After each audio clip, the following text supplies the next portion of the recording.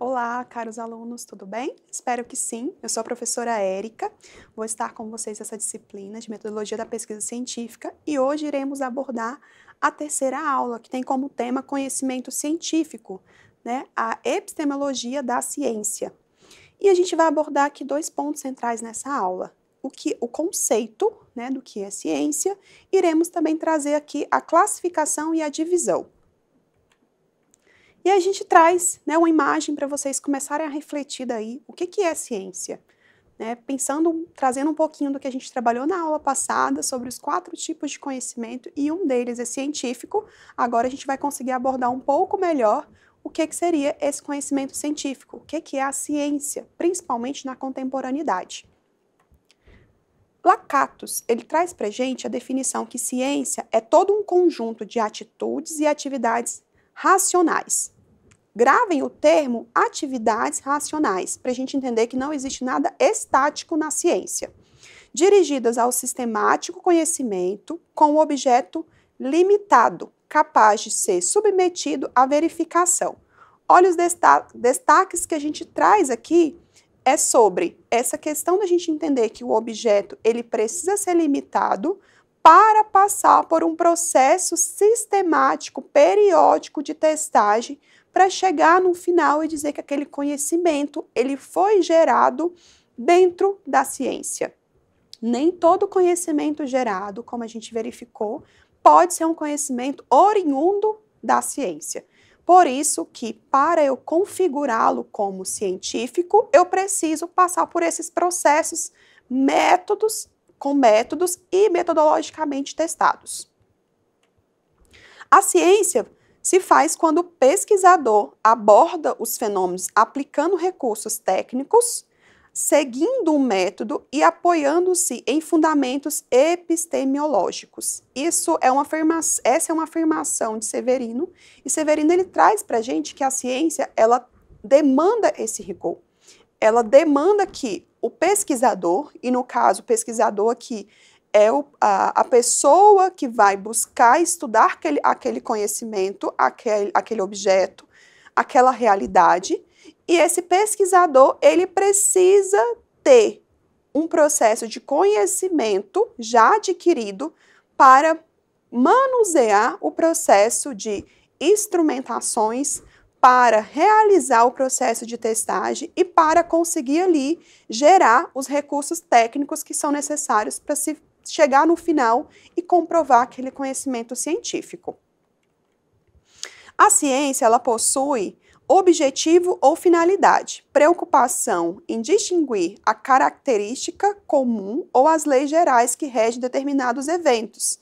Quando eu falo que a ciência ela precisa ser objetiva e ter finalidade, eu estou falando desse recorte, é um recorte de tempo, espaço, de objeto.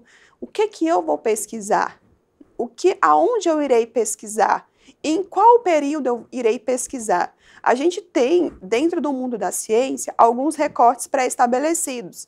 Por exemplo, quando eu falo de temporalidade, eu estou falando de pesquisas no geral em torno de 5 anos. Então, esse recorte de tempo, quando eu quero fazer ali uma busca histórica, eu geralmente vou ter ali já pré-definido um recorte de 5 anos. É sobre essa objetividade que Marconi e Lakatos está se referindo. A função, que é o aperfeiçoamento através do crescente acervo de conhecimentos, da relação do homem com o seu mundo. Então, a função da pesquisa é conseguir melhorar a sociedade, melhorar a relação do homem com o mundo, melhorar o processo que a gente vive dentro da sociedade. A ciência ela tem sempre o objetivo de contribuir, Contribuir, por exemplo, com a longevidade. Por que a gente tem conseguido chegar na humanidade em idades mais avançadas que a gente não conseguiu anteriormente? Então, a gente tem aqui a ciência como um ponto central. A ciência possui objeto, ele é subdividido em material, aquilo que se pretende estudar, analisar, interpretar ou verificar de modo geral, e tem a forma formal. O enfoque especial em face das diversas ciências que possuem o mesmo objeto material. Então, quando eu falo de ciência, ela vai subdividir em áreas, de acordo com essa questão da materialidade ou da formal. como é possível vocês verificarem agora nessa explanação de fluxograma. As ciências formais, a gente está falando da lógica e da matemática. As factuais, a gente tem uma subdivisão das naturais, que é a física, a química, a biologia e outras, e temos as sociais, que é a antropologia cultural, o direito, a economia, a política, a psicologia social e a sociologia.